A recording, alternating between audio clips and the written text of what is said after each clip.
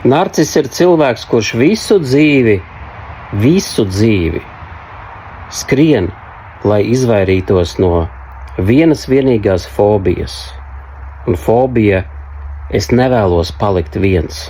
Viņš ir tas, kas bieži maskējās ar kaut kādu spožumu. Viņš pat var būt arī coach. Viņš var būt arī kaut kāds guru.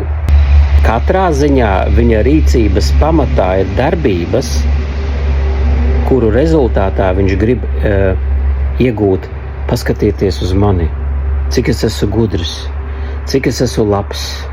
Tādēļ narcisa nodoms ir darīt lietas ne no pozīcijas, es jums gribu palīdzēt uzlabot jūsu dzīvi, bet no pozīcijas skatieties uz mani un dodiet man atzinību, skatieties, kāds es labs, kāds es gudrs, kāds es zinošs.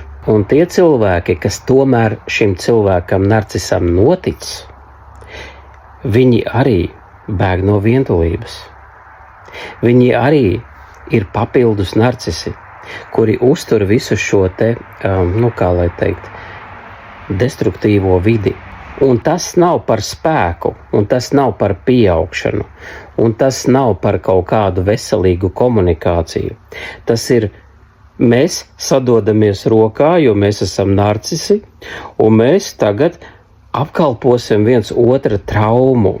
Kas tad patiesībā ir narcis? Tātad narcis nav mīlestība pret sevi. Tas ir par dziļu ievainojumu, emocionālu ievainojumu, un caur šo te cilvēku šis emocionālais ievainojums vēlas dabūt no ārējās pasaules piepildījumu, abrīnu un atzinību.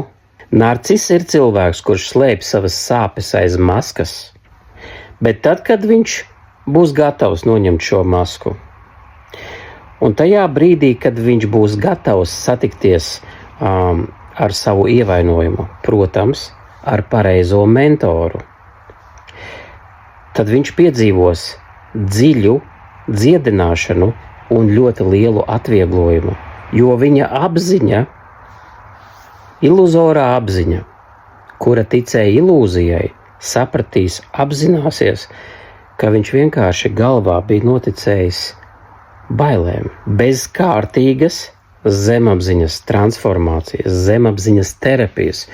Šis cilvēks turpinās sēdēt ilūzijā.